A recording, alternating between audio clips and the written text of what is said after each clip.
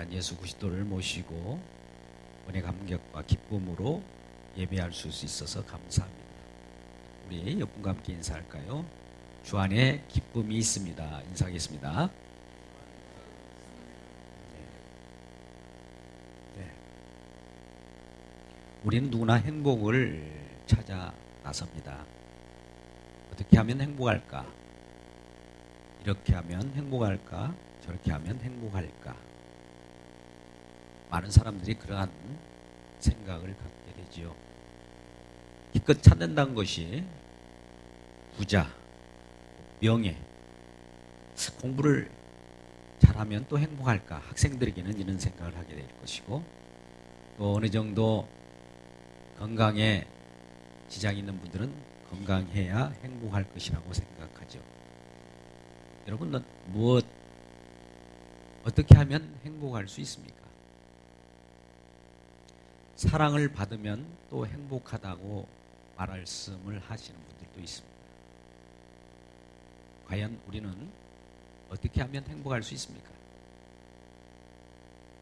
부자도 명예도 공부도 건강도 사랑받는 것도 행복을 가져다 주지 않습니다.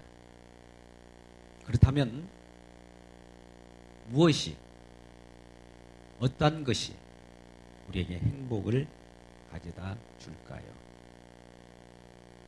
단언하면 무엇을 우리가 받기보다 주는 것이 행복입니다.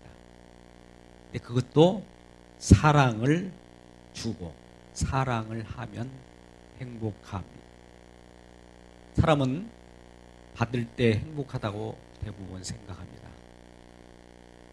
그러나 사랑은 줄 때에 행복한 겁니다. 그런데 사람들은 받으려고만 하고 가지려고만 합니다. 이게 바로 사람들이죠. 지금 회자되고 있는 뉴스 모든 내용들은 정관계 사이에 받으려고 하고 가지려고 하는 것 때문에 어수선하고 엉망진창, 참 뉴스를 볼 때마다 가슴이 미어져 오는 것을 보게 됩니다. 예를 들면 사자는 사슴과 함께 모여 있을 때 어느 것 보면 어느 때 희한한 광경을 보게 되는 것을 보입니다. 사자는 사슴을 보면 잡아먹어야 되고 다람쥐, 토끼를 보면 잡아먹어야 되는데 어느 동물원에 가니까 사자 앞에 사슴이 있는 거예요. 토끼가 노는 거예요. 그래서 왜 그랬나 싶어서 물어봤더니 사자도 배가 부르면 그 앞에 있는 아무리 토끼가 정말 우리 보기에도 잡아먹을 것 같지만 잡아먹지 않는다는 겁니다. 배부르면 건들지 않는다는 거예요. 사자와 같은 짐승도 자기가 만족하면 다른 것을 획득하고 건들지 않는데 유독 사람만은 배불러도 좋은 것이 있고 먹을 만한 것이 있으면 냉장고에다가 집어넣는답니다. 두고 먹으려고 하는 것이죠. 여러분, 행복은 함께 하는 것에 있고 사귐에 있습니다. 그런데 중요한 것은 누구와 사귀느냐에 관건이 있는 것이죠. 사귐의 대상이 누구냐 하는 것입니다. 우리는 오늘날 이단과 친하게 지내는 사람들이 있습니다. 잠깐 이단도 한번 맛을 보면 그 내용이 무엇인가 헤쳐야 이단에 대처할 거 아닙니까? 라고 하면서 그곳에 빠지는 사람들이 있어요. 그러나 빠져나오기가 쉽지 않습니다. 이단과 친하면, 이단과 관계를 맺으면 그도 이단이 됩니다. 오늘날 가까이는 신천지, 노화증인 한증회, 또 여러 유대 종교, 아직 예수를 만나지 못하고 구약에 머무르는 그런 납비 종교들, 모든 것들은 우리들의 눈에 정말 지식을 가져다주고 빼어난 그러한 부분들이 있지만 그 모든 것은 처음에 잘못 끼워진 단추와 같은 관계가 잘못된 겁니다. 기독교 역사를 보더라도 그는 이단으로 정죄되었고 무엇인가 문제가 있었고 또 그 문제가 가정의 관계를 깨뜨리는 데까지 오게 된 것입니다. 그래서 우리는 이단과 친하게 될 때 이단이 되고 또 사기꾼과 함께 잘 지내게 되면 사기꾼에서 어떤 모사를 배운다고 할지라도 그도 배워가지고 나온 것이 사기적인 기질이고 사기꾼이 되어져 버리는 겁니다. 그렇다면 우리는 이와 같이 부정적인 것에서 멀어진다고 할지라도 또 새로운 긍정적인 면과 친해지려고 하는 것이 흔히 말하는 취미생활이죠. 여러분, 뭔가 관계 속에서 우리의 행복을 찾으려고 취미생활을 하는 것이 골프나 테니스, 또 TV이죠. 골프를 같이 침으로써 관계를 형성하기도 하고 골프 자체를 즐겨하는 사람도 있습니다. 테니스가 배우고 싶어요. 각시브, 리시브, 신발, 바지, 테니스. 이 테니스라고 하는 운동을 통해서 자기의 만족을 누리려고 하는 것입니다. 근데 오늘날 저와 여러분은 이러한 취미생활이나 물론 부정적인 어떤 사기 기질 또 그런 이단에 빠지지 않는다 할지라도 취미생활 속에서도 취미생활 그 자체에 빠져버리는 경우가 많이 있죠. 여러분 흔히 가지고 있는 스마트폰, 지금 현재도 스마트폰을 깊이 지금 보고 계신 분이 있어요. 몇 분 보이네요. 스마트폰이 여러분이 취미생활로 된 거죠. 이 스마트폰에 빠지게 되면 중독이 되게 되고 내 자신이 그 속에 가상세계 속에서 헤매게 됩니다. 처음에는 내가 어떤 그 스마트폰이라는 것을 컨트롤하지만 나중에는 스마트폰이 나를 컨트롤하게 되는 것이죠. 이는 마치 우리가 술을 먹을 때도 마찬가지예요. 똑같은 겁니다. 그래서 우리 흔히 말하는 TV는 스마트폰은 나의 목자시니 내게 부족함이 없다 라고 하는 우스갯말이 있습니다. 스마트폰 하나 가지고 있으면 만족감을 느낀다는 것이. 근데 여러분 그 무엇보다도 행복하고 기쁨이 있는 것이 있다라고 성경은 오늘 말씀합니다. 오늘 요한일서 1장 3절 말씀을 한번 같이 보겠습니다. 1장 3절을 같이 읽어볼까요? 시작. 우리가 보고 들은 바를 너에게도 전함은 너희로 우리와 사귐이 있게 하려 함이 우리의 사귐은 아버지와 그의 아들 예수 그리스도와 더불어 누림이라. 4절도 함께 읽을까요? 우리가 이것을 쓰면 우리의 기쁨이 충만하게 하려 함이라. 자, 보십시오. 4절의 어떤 기쁨, 행복을 같이 누리고자 무엇을 전한답니다. 사도 요한이. 그것이 바로 우리가 보고 들은 바인데 너희도 함께 이 내용을 알고 사귀어서 그 사귐 속에서 행복을 느끼고 기쁨을 느끼고자 이 서신을 쓰게 된 이유를 얘기하고 있는 겁니다. 그래서 말씀을 전하는 사도는 복음 증거자인데 이 복음을 증거함으로써 그 내용을 받음으로써 서로 사귀게 되고 그 사귐의 결과 기쁨이 넘치는 거예요. 행복이 넘치는 거예요. 그래서 우리는 사귐이 있으려면 먼저 보고 들은 바를 전하는데 그게 바로 생명의 말씀입니다.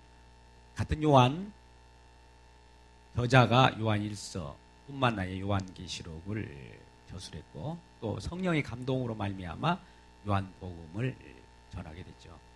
태초에 말씀이 계시니라. 이 말씀은 하나님과 함께 계셨으니 이 말씀은 하나님이시라. 그러니까 태초에 하나님과 함께 계셨으니 만물이 그로 말미암아 지은 바 되었느니라. 지은 것이 하나도 그가 없이 된 것은 없습니다. 4절 말씀에 그는 그 안에는 생명이 있었으니 사람들의 빛이라. 5절 말씀. 어둠이 빛이 비치되 어둠이 깨닫지 못하더라. 이런 말씀합니다. 이한 말씀을 통해서 전하는 사도 요한은 사도 요한복음 1장 14절에서 말씀이 육신이 되어 우리 가운데 거하심에 우리가 그 영광을 보니 아버지 독생자의 영광이요 은혜와 진리가 충만하더라 이렇게 증언하고 있습니다. 그러면서 오늘 본문으로 와서 요한일서 1장 1절에는 이와 같이 증언합니다. 태초로부터 있는 생명의 말씀에 관하여는 우리가 들은 바요, 눈으로 본 바요, 손으로 만진 바라. 이렇게 말씀합니다. 사도 요한이 오늘 이 서신서를 써서 어딘가 보냅니다. 근데 그들은 이 말씀에 의해서 엎드러지게 되고 말씀이 우리를 새롭게 함으로써 사귐을 갖게 합니다. 그전에는 하나님과 멀어지면서 예수 그리스도께서 이 땅에 오셔서 십자가에 모든 일을 행하셨고 또 이루시고 부활하셨어도 그것이 믿어지지 않는 거예요. 거짓이라 생각한 거예요. 꾸며낸 허구라고 생각했던 겁니다. 소설 정도로 알게 된 것이죠. 오늘날도 기사거리를 쓰면 그건 소설이다 이렇게 얘기하는 분들도 들어 있습니다만 예수님께서 이 땅에 오시고 또 어떤 일을 행하셨고 또 이루신 내용이 직접 들었고 내 눈으로 보았고 심지어 그분을 손으로 만졌답니다. 이 확실한 말씀이라고 하는 태초의 말씀, 이 세상 모든 근원의 그 기초가 이 땅에 오셔서 직접 자기를 드러내시고 보여주시고 또 우리에게 만진 바 되는 그 말씀의 확실한 것을 보여주심에도 불구하고 뭘 의심하느냐. 의심이 사라지면 우리에게 사귐이 있고 그러한 하나님을 만났다는 이 기쁨은 너무나 크기 때문에 이 기쁨을 함께 나누고자 한다라고 하는 것이 이 서신을 쓰는 목적입니다. 4절 우리가 이것을 쓰면 우리의 기쁨이 충만하게 너희들도 함께 하기를 원한다. 근데 그 전하는 내용을 보니까 그분은 또 이러한 특성이 있더라는 거죠. 5절입니다. 5절 같이 읽을까요? 시작. 우리가 그에게 듣고 너에게 전하는 소식은 이것이니 곧 하나님은 빛이시라. 그에게는 어둠이 조금도 없으시다는 것이라. 하나님은 빛이시다. 어둠이 없다. 그분 자체는 거룩하신 분이라. 빛이라는 그것은 비유법입니다만 그 자체는 거룩 그 자체입니다. 죄가 없다는 거예요. 흠이 없다는 거예요. 이건 대비적으로 우리 인간들은 다 죄가 있다는 거예요. 아무리 의롭게 산다고 할지라도 우리들은 죄가 있습니다. 예수 믿고 구원을 받았다 할지라도 우리들은 죄가 있습니다. 오늘 말씀을 서신을 쓰는 목적도 오늘날 구원파와 같은 자들에게 지금 보내진 그런 서신인지도 모릅니다. 예수를 단시 상상으로 믿어버려요. 믿었기 때문에 구원이야. 우리에게는 이제 죄를 지어도 죄가 없어 라고 생각하는 겁니다. 그런데 여러분, 우리는 구원을 받았으되 의인이라 칭함을 받았지만 그 안에서 죄를 짓게 됩니다. 여러분 예수 믿고 죄 짓지 않던가요? 예수를 믿었는데 이제 의인이라 칭함을 받았어요. 그러면 내 자신이 의롭게 살려고 노력을 하지요. 그렇다고 해서 여러분 언행심사로 죄를 짓지 않던가요? 성경 말씀을 둘러보아도 정말 죄뿐인 것을 알게 됩니다. 내가 예수를 믿어도 은혜를 많이 받아도 그 죄를 느끼고 회개하느냐 이 여부가 관건이라고 하는 겁니다. 우리가 전하는 이것은 하나님은 빛이라는 것인데 이 빛은 그 자체가 얼마나 거룩하고 흠이 없는 것인지 야고보 기자는 이와 같이 증언합니다. 야고보서 1장 17절의 말씀입니다. 온갖 좋은 은사와 온전한 선물이 다 위로부터 빛들의 아버지께로부터 오나니 그는 변함도 없으시고 회전하는 그림자도 없으시니라. 이 세상에서 아무리 거룩한 걸 찾아봐도 없다는 거예요. 우주 만물을 돌아봐도 좋은 것이 없다는 거죠.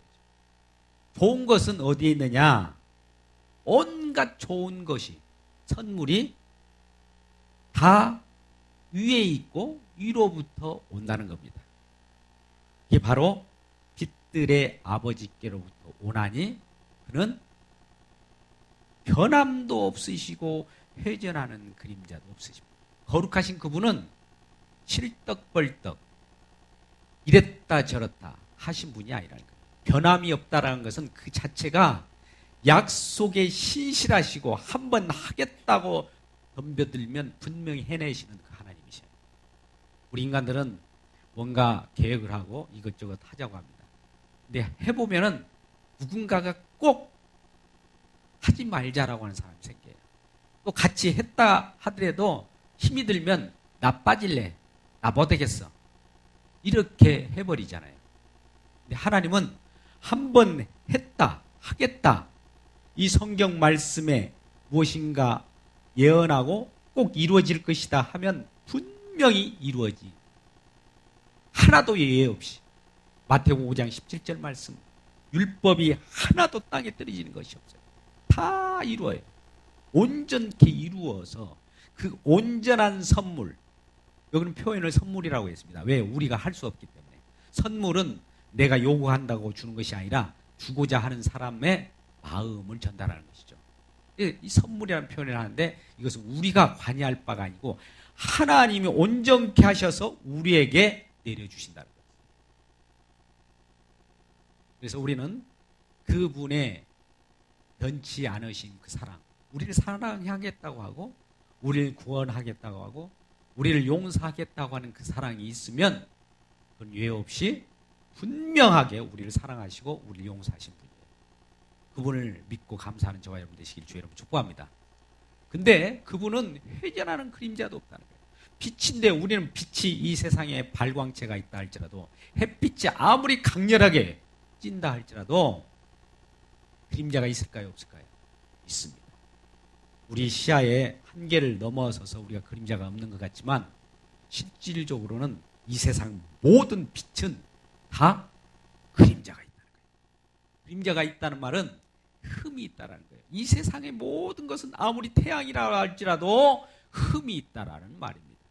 그런데 하나님은 빛이신데 하나님 자신은 흠이 없고요. 또 그림자도 없으신 완전하신 분이라는 것을 증언하고 있습니다. 이란 분이 말씀합니다.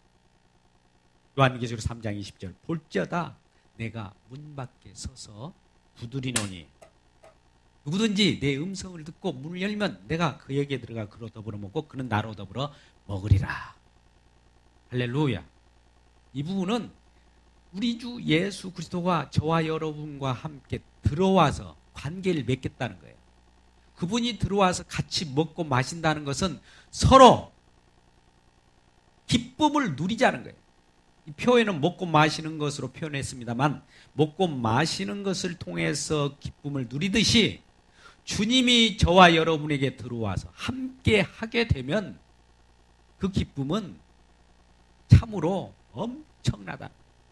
이 사도 요한은 이러한 기쁨을 저와 여러분에게도 전하게 되고 저도 지금 여러분에게 전하는 겁니다. 이 기쁨을 맛보고 행복을 누리는 저와 여러분 되시기를 주님의 이름으로 축복합니다.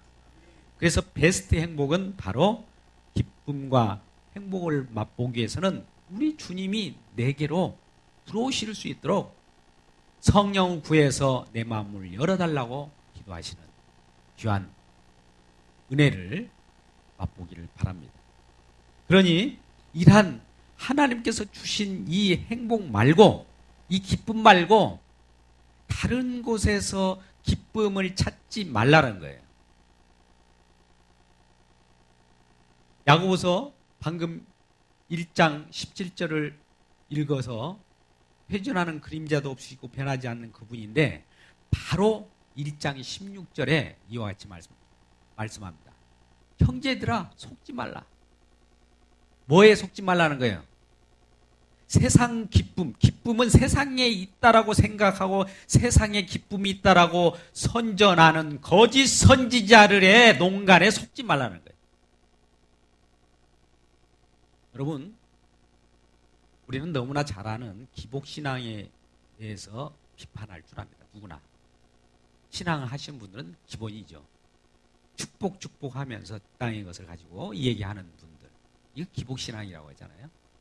우리 기독교 외에는 다 기복신앙입니다. 근데 우리가 구하는 것은, 은혜는 하늘에 있는 거예요. 하늘에서 만드신 거예요. 흠이 없는 거예요. 이 땅의 모든 것은 흠이 있고 그림자가 있는 그것을 구하면서 그림자 있고 흠 있는 것으로 기뻐하지 말라는 겁니다. 흠 있는 것은 언젠가는 사라질 것이고 멸망할 것이기 때문에, 너희들이 어떠한 존재이기에 지금 세상 것을 구하느냐 이거예요. 예수 믿고 하나님의 은혜를 받고 좋은 선물을 받기를 주의 이름으로 축복합니다.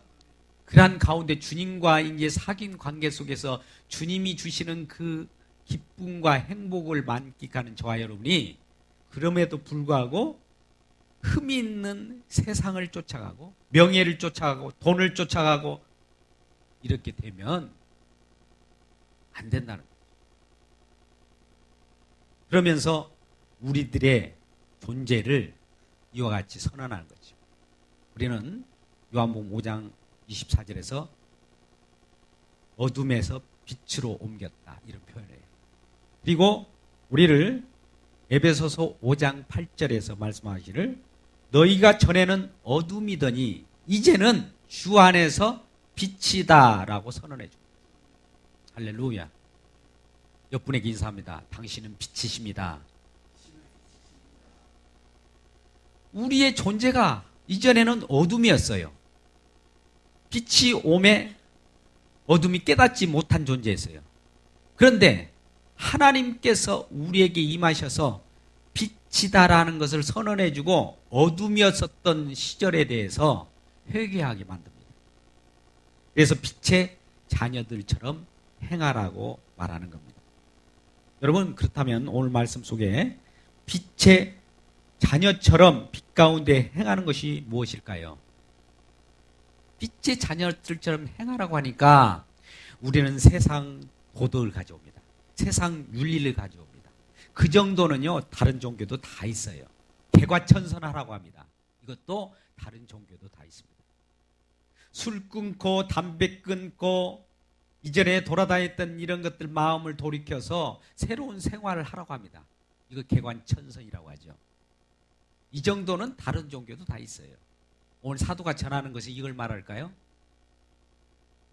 빛의 자녀처럼 행하라고 하니까, 아, 그래, 내가 맘 먹고 술 한번 끊어보겠어. 또 잘못된 행실에서 한번 고쳐보겠어. 예, 그것도 필요합니다. 그것도 절대적으로 필요해요. 그러나 가장 오늘 말씀하고자 하는 빛 가운데 행하라고 하는 것은 어떤 것인지를 6절, 7절 말씀을 같이 읽어볼까요? 시작. 만일 우리가 하나님과 사귐이 있다 하고 어둠에 행하면 거짓말을 하고 진리를 행하지 아니하느니와 그가 빛 가운데 계신 것 같이 우리도 빛 가운데 행하면 우리가 서로 사귐이 있고 그 아들 예수의 피가 우리를 모든 죄에서 깨끗하게 하실 것이요. 여기까지. 자, 어둠 가운데 행하지 말고 빛 가운데 행하라고 합니다. 그러면서 이것이 어둠 가운데 행하지 말고 빛 가운데 행하라는 것이 무엇일까? 우리 모든 인간은 철학적 사고를 가지고 있는 사람들. 그걸 가지고 이제 선악책이라고 합니다. 선악책이라고 하는 것은 선악과를 따먹고 우리 속에는 그런 본성이 있어요. 이것은 선한 것, 이건 악한 것. 우리가 구분해서. 그래서 선한 것은 좋은 것, 악한 것은 나쁜 것. 우리 스스로 판단합니다. 이거는 보편적인 인간의 모든 종교성이에요. 아까 우리 기도하시는 우리 집사님이 그런 표현을 했습니다만 이게 종교성이에요. 선한 것을 많이, 착한 것을 많이 하면 천국 간다 이렇게 가르쳐요. 물론 그거 필요합니다. 그러나 천국 가고 안 가고는 착하고 악하고의 관계가 없어요. 분명하게 선언합니다. 뭐와 관계되어 있느냐? 그야 예수를 믿고 안 믿고에 관계된 건데, 이 빛 가운데 행하라고 하는 것은 오늘 말씀 보면 8절 9절에 나와 있습니다. 8절 9절을 이어서 읽겠습니다. 시작. 만일 우리가 죄가 없다고 말하면 스스로 속이고 또 진리가 우리 속에 있지 않을 것이요, 만일 우리가 우리 죄를 자백하면 그는 미쁘시고 의로우사 우리를 죄를 사하시며 우리를 모든 불의에서 깨끗하게 하실 것이요. 자, 여기까지 따라오셨습니까? 자, 빛 가운데 행하라고 하는 것은, 믿는 자로서 행하라고 하는 것은 내가 개과천선하고 뭔가 몸가짐을 추스리고 좋은 일을 해보려고 마음먹은 것이다 라고 하는 것은 오늘 성경 속에서 제외되는 얘기예요. 아니란 말입니다. 물론 그렇게 하십시오. 그 잘못된 건 아니에요. 오늘 말씀하고자 하는 빛 가운데 행하라고 하는 것은 내가 예수를 믿고도 죄인이에요. 근데 예수 믿었기 때문에 나는 죄 없어. 오늘날 구원파.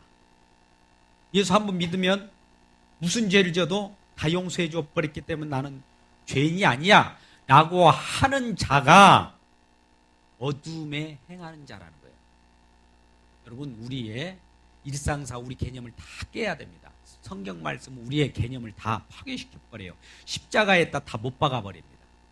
자, 우리가 행하는 가운데 나는 죄가 없어 라고 하신 분이 계시다면 그분은 죄가 없는 것이 아니라 오늘 말씀 속에서는 어둠에 행하는 분이에요. 근데 아무리 내가 옳고 선한 일을 하고 많은 사람을 구제하고 사랑을 베풀고 정말 많은 사람들로 칭송을 받는다 할지라도 그럼에도 불구하고 나는 죄입니다 라고 하신 분이 계시다면 그분이 바로 빛 가운데 행하는 분이에요. 역설입니다. 왜 그럴까요? 여기에 오늘 말씀에 가장 키가 있습니다. 예수님은 십자가에 2010여 년 전에 돌아가셨어요. 우리의 죄와 허물을 다 쥐고 갔었어요. 이건 단회적 사건입니다. 그런데 이런 단회적 사건을 우리 성령 하나님이 오셔서, 이 성령 하나님 예수님 보내주신 분이에요. 성령 하나님 오셔서 이것을 지금 살아가는 저와 여러분에게 매일 매 순간 매 초마다 계속 적용시킵니다. 한 번 구원받아가지고 구원을 받은 것은 확실해요. 그런데 그것이 어떻게 구원받았는지를 날마다 느끼고 알게 하시기 위하여 나는 죄입니다라는 고백을 막 날마다 나는 죄입니다라고 하는 것을 고백하게 만들어버려요. 그래서 9절에 만약 우리가 우리 죄를 자백하면 그는 미쁘시고 의로우사 우리 죄를 사하시며 우리를 모든 불의에서 깨끗하게 하신다. 물론 십자가의 한회적 사건이 지금도 적용되고 있는 거예요. 우리가 일생소 살아가는 동안은 평생 적용되는 거예요. 우리가 이론적으로 한번 끝장났다, 다 이루었기 때문에 우리는 죄는 없어 라고 나선다면 신앙생활을 하는 것이 아니라 영지주의라고 해서 우리가 허구적으로 살아가겠다고 하자라고 하면서 살아갈 가능성이 있어요. 그러나 신앙은 삶입니다. 신앙은 현실이에요.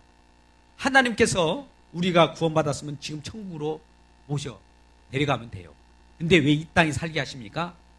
그 이유는 지금도 이 십자가의 은혜가 적용되고 있고 지금도 내가 너를 용서하고 있음을 날마다 알게 하시는 거예요. 그래서 우리는 날마다 죄를 자백합니다. 죄를 고백해야 돼요. 그런데 어떤 분은 이런 분들이 있어요. 날마다 십자가 밑에서 죄를 고백하라고. 지금은 어느 시대 예수 믿고 지금은 부활의 예수님을 모시고 살아갈 때 우리는 승리하고 긍정적인 사고를 가지고 살아가야지 무슨 지금도 죄를 고백합니까? 라고 말씀하실 분이 계실 거예요. 제가 여러분께 질문합니다. 우리의 죄와 허물을 부활하신 예수님이 우리를 용서해 주셨습니까? 아니면 십자가를 지신 예수님이 우리를 용서해 주셨습니까? 십자가를 지신 예수님이 십자가에서 우리 죄를 용서하시는 현장이 십자가 아닙니까? 부활은 그 결과로 나타난 것이죠. 부활은 그 기쁨으로 나타난 거예요. 우리는 자칫 우리 마음에 싫은 것은 버려버리고 좋은 것만 취하려고 합니다.